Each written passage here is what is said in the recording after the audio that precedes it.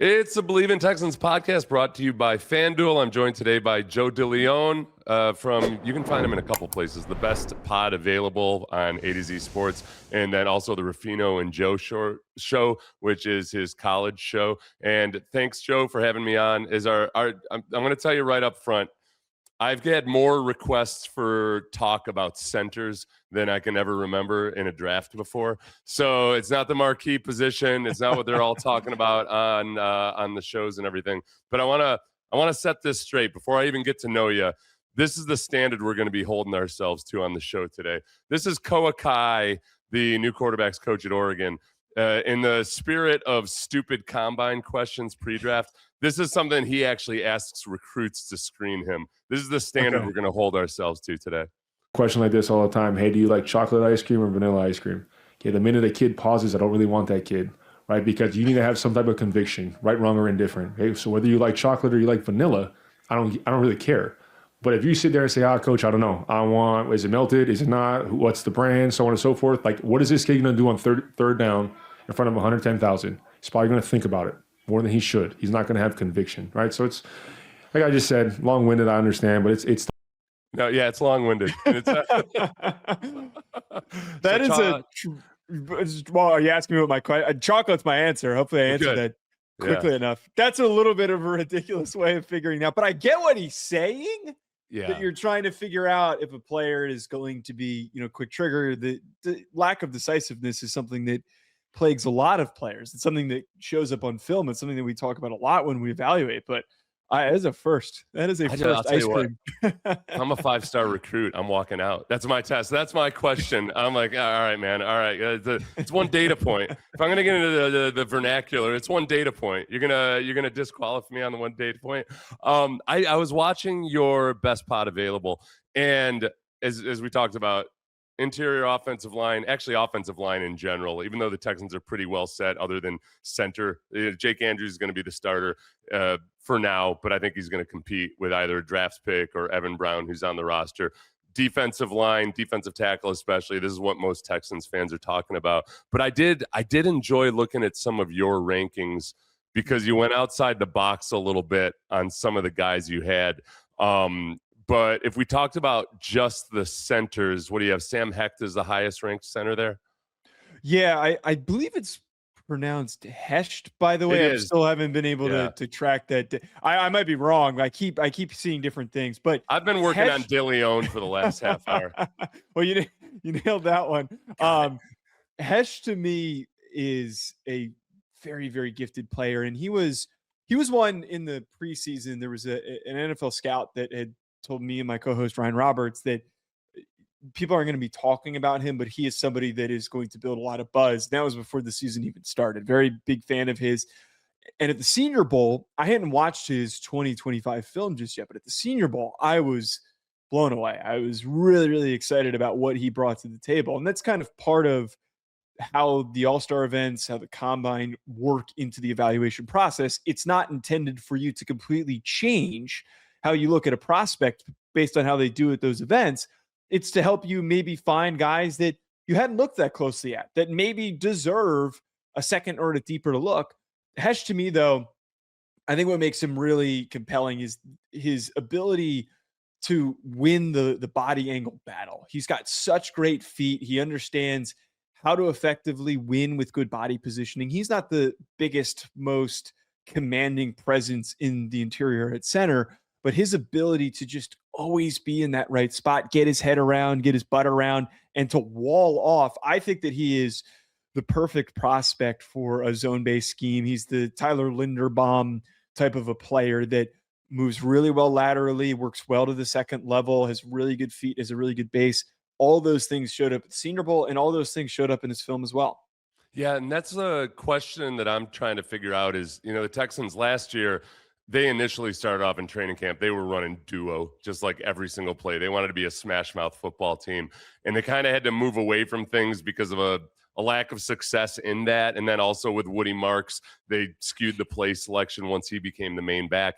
I kind of feel like when it comes to centers, I don't look at centers as much as I'm not scared away from a guy because he's smaller and you want to run smash mouth football, just because lots of centers are just really good at feeding things to their guards or working in conjunction with their guards. But if they were to go that route, if they wanted to have a bigger, burlier, physical center, which amongst these guys most fits that mold? Yeah, Connor Lew is going to be, he's not a big player, but he is going to fit a little bit more along those lines of bringing a bit more physicality to the center position. He's been a bit of a perplexing evaluation. My co-host Ryan was much higher on him.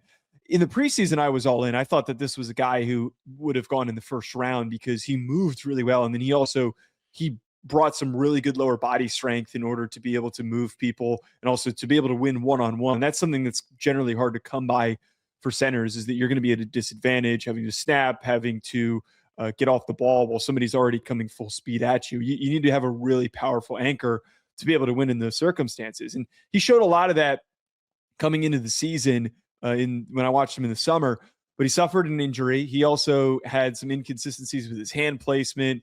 He had a lot of instances where he's grabbing around the shoulders that made it a little bit frustrating to watch him. And I think that we were deprived, him suffering an injury as early as he did in the season and not getting a full year's worth of tape. And I wonder if maybe the evaluation could have been different for him had he been able to play the entire season. But Connor Lew from Auburn is going to bring a little bit more of that physicality. I'd also throw in there Trey Zuhn, who from Texas A&M, another prospect that's got a little bit of a wonky evaluation because he played tackle. He played left tackle for Texas A&M.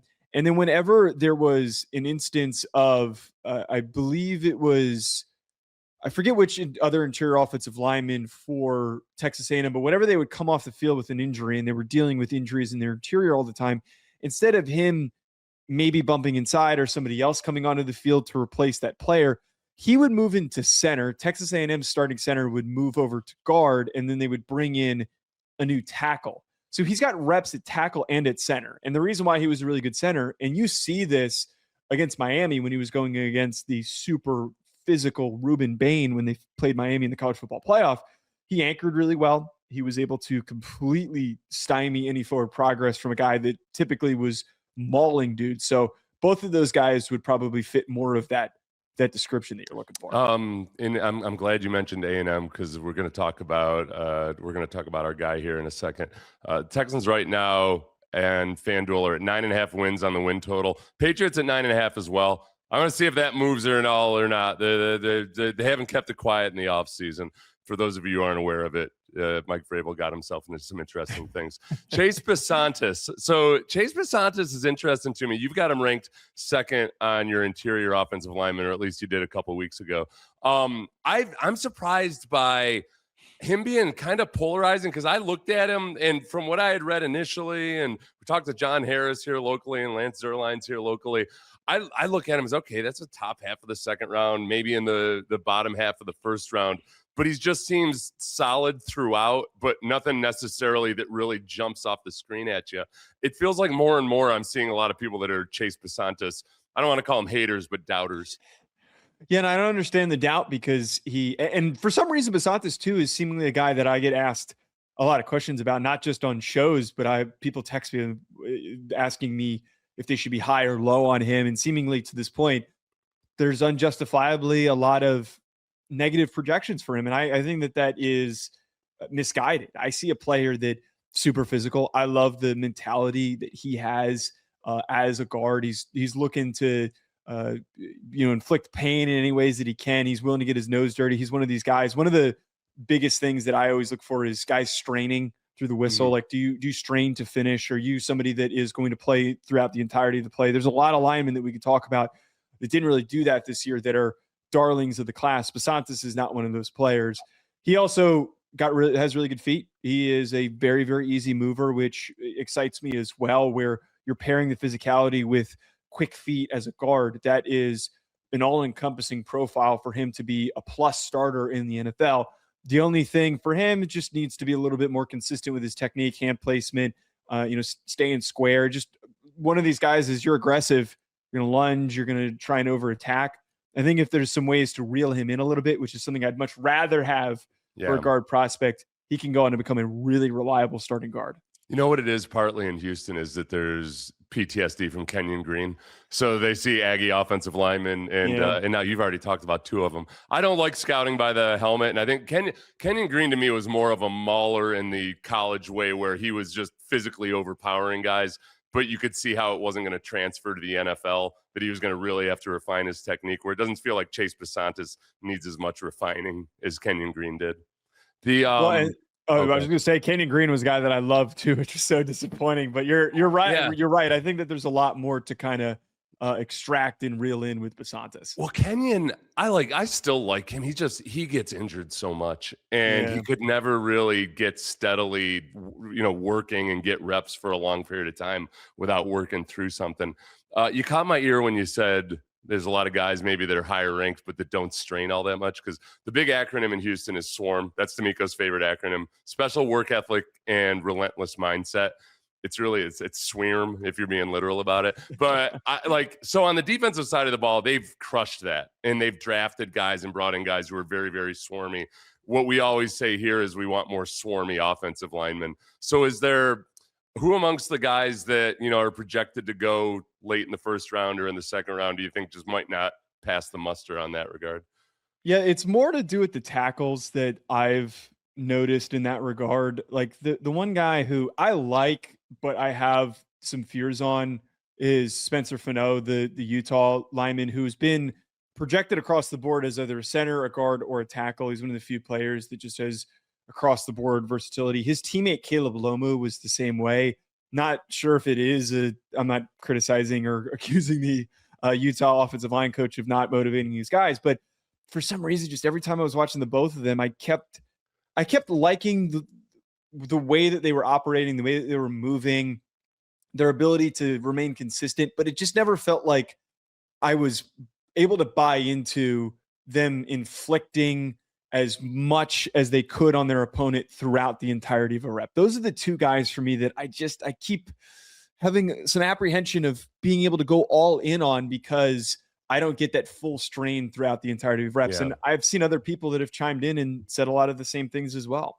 I'm really excited to talk to you about the defensive tackles. I'm going to figure out a way to talk about ZipRecruiter while also bringing up that chocolate and vanilla ice cream thing. Because look, ZipRecruiter, when you're recruiting somebody, when you're drafting somebody, or when you're hiring somebody, you want to be sure they're decisive with whether or not they like chocolate or vanilla ice cream. Or more critically, do they actually want to work for your organization?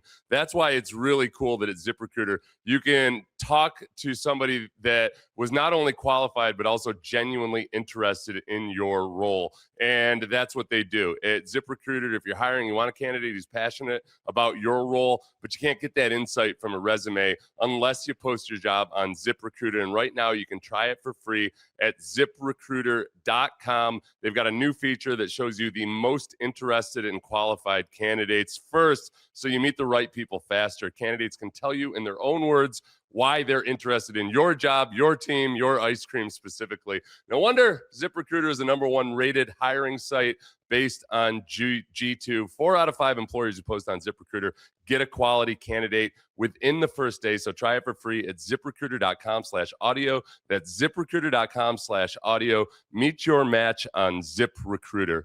Bills, by the way, right now are the favorite to win the AFC at +490 on FanDuel. Ravens second at +500. Chargers third at +700, which that's way too much faith in Justin Herbert in the playoffs. That one was a shock to me. The Texans are at +1,000, 7th in the AFC, which the Texans need to make it out of the divisional round, Joe, before we can really start talking about winning the AFC. That's where we are here. If we bring up your top 10 defensive tackles, yep. Caleb Banks #1, and Kaden McDonald second, followed by Dominique Orange. All right, this caught my eye, and you're not afraid to buck the trend. Tell me about those three guys, and especially, we talked about injuries with Connor Lew, Caleb Banks, obviously some questions there. So one of the things that we bring up on Best Spot Available is that when we do these rankings, we try to avoid, to a degree, talking about injuries in their projection of, do we think a guy is going to be constantly hurt? So the Connor Lew projection more has to do with the film that we did get of him this year was disappointing. He didn't take the jump that we wanted. there's no Caleb Banks film to go off of. He played a very, very tiny sample size, and he very clearly was rusty returning from that injury, the foot injury that he suffered. I think in the draft scope of things and from the team evaluation things, it's probably going to end up sliding a lot more than I would hope for him to. I would pick him in the teens. I absolutely would draft him that early, but because of him having a foot issue that came back up during the combine, he re-injured it, and he's a big dude. I think a lot of NFL teams are going to be freaked out by that. From my understanding, I think a lot of NFL teams are freaked out by that. But if we're talking about him as a player, he is the most gifted defensive tackle. He has the most versatility. He played across the board at Florida. There were times where he was rushing from a wide alignment. It's the craziest thing that I saw on his 2024 tape that I didn't even know how to wrap my eyes around it, that they trusted him to pass rush from a wide alignment, and he was successful. He has the bend. He's got the hands. His length enables him to win. This isn't just a guy who's a big athlete who's trying to overpower from just being there. He understands how he can use his very rare quickness to become a threat. And because he's so gigantic, I can line him up as a one tech. I can line him up as a straight nose. He's quick enough if you wanted to. He could play some as a 3 tech. And the one guy that he comes back to that does those same things is Chris Jones. Chris Jones plays across the board for the Kansas City Chiefs. And Chris Jones went way later than he was supposed to in his draft class, despite having a really good athletic profile and physical profile. And the rest has been history. Mm-hmm. I feel like Caleb Banks, if he stays healthy, has that potential to be an every down, highly impactful pass rusher, run defender, because he is so freakishly athletic. But I recognize there's probably a world that doesn't come to fruition because of the foot stuff. Kaden McDonald, Dominique Orange are a little bit more your prototypical nose tackles, just massive dudes who are just going to eat up space. He's going to free up your linebacker. He's going to free up your other defensive lineman. He's going to push the pocket. They're both going to be able to drive centers and guards into the lap of their quarterbacks.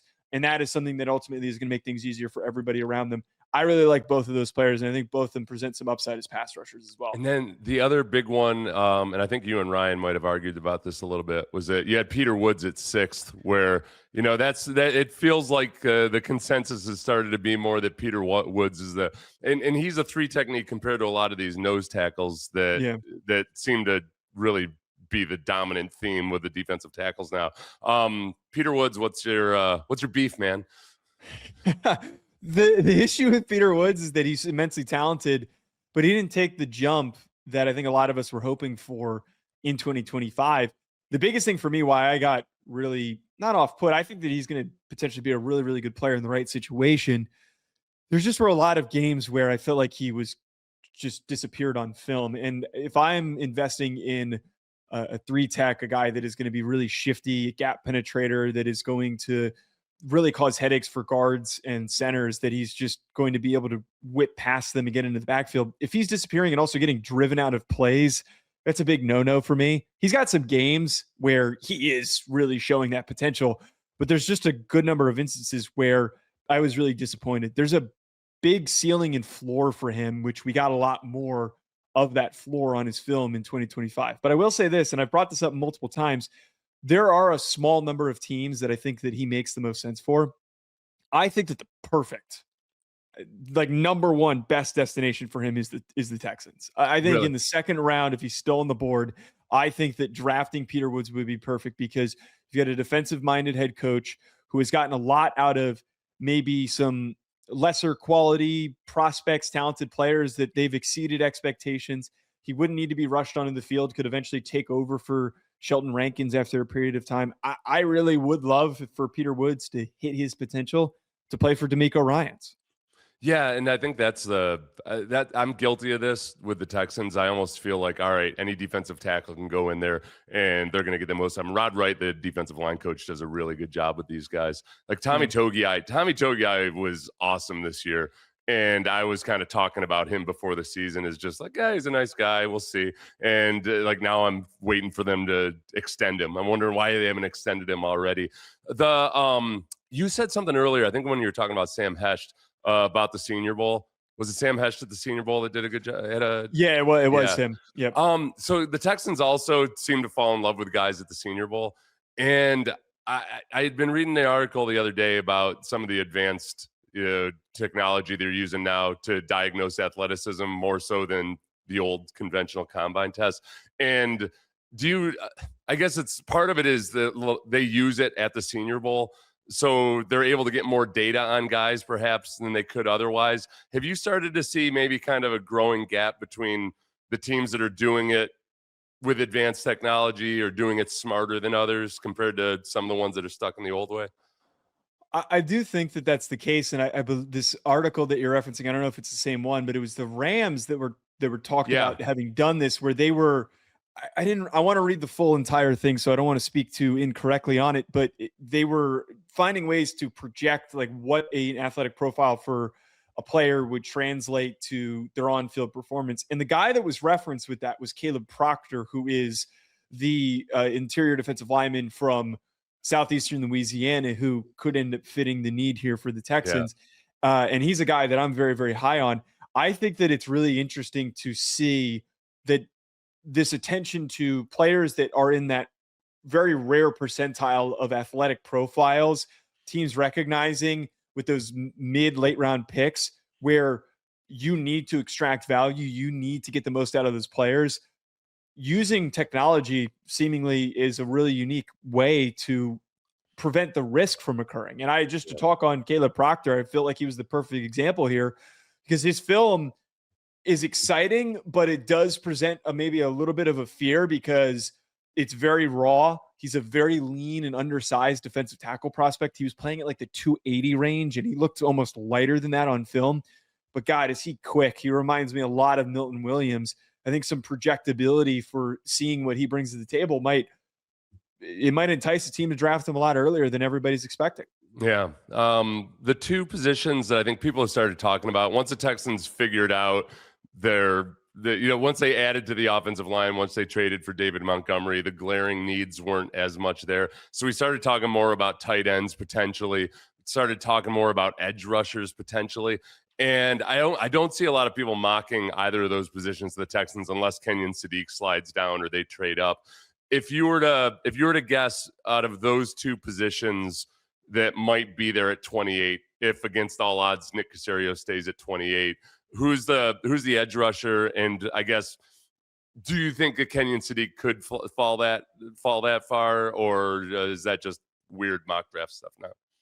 I think that to talk about Sadiq first, I think that we're kind of too far gone on hoping that he makes it that far, just because he's done everything right. His testing was out of this world that he did at the NFL Combine. I really Bleav he will be the next Vernon Davis, which we haven't had a guy of his profile since Davis retired. I think that Sadiq is going to be quite coveted, especially with the potential for some of these teams having question marks on which receiver they like the most, but clearly knowing and understanding who the best tight end is. I also think there's a little bit of a big gap between Sadiq and the next highest ranked tight end, which is going to really excite teams to be aggressive and not missing out on drafting him. The thing with edge, I think that edge is probably the more probable position that we could talk about here for the Texans, because outside of that top grouping of David Bailey, Ruben Bain, and I wouldn't consider Arvell Reese in there because I see him as a linebacker more than I do an edge rusher. But once those guys are off the board, it's a lot of situational pass rushers. And one of the things that I keep hearing from the NFL is like certain teams really like X player, they really like this player or that player. There's not a lot of consistency across the board. I think that these designated pass rushers, these guys that are really quick, they're shifty, they're explosive, don't have the power profiles just yet to be consistent run defenders, we could see a smattering of names. And some of those guys that have been in the mix that would make sense for the Texans, maybe a TJ Parker from Clemson, who's super explosive, another guy who needs to play a little bit more consistently. Cassius Howell, physical outlier, but he is extremely shifty and explosive. I really like Malachi Lawrence from UCF. He's somebody to pay attention to maybe at the end of the first round as a sneaky guy. R. Mason Thomas as well. And then the last one I throw in there is Zion Young from Missouri. There's just a long, long list of players that we could pull from. Yeah. Listen, Joe, I really appreciate it. You guys can find him on the best pod available. Awesome this time of year. And the Ruffino and Joe, which is your college football show, right? Yes, it is. And you were a long snapper in what years in college? I snapped at Rhode Island from 2016 to 2019 was my last season. I have not snapped a football in so long. I kind of wonder if I still have it in me. Maybe it's something I need to try out, but I have not picked up a football in a minute. It's not something you do at Thanksgiving or whatever. Just nobody You'd goes be to the surprised. beach. Yeah, that's true. Yeah, that's true. Well, I was a long snapper in high school, and I was awful at it, but I was the long snapper, and I spent a lot of time out with the net out behind my yard, just trying to be less awful at it. I only lost just like 2 games in my high school career. Just had punts straight over the I was all. Everyone has one of those stories. Yeah, but I've got more. So really appreciate it, man. Everybody follow at Joe DeLeone on X, right? Yeah, that's where you can catch me. It was great getting to talk ball with you and excited to see what the Texans do. All right, awesome. Thanks, everybody, for watching the Bleav in Texans podcast on FanDuel. If you're listening on Apple, give us a 5-star review. If you're watching on YouTube, like and subscribe. Everybody have a great one.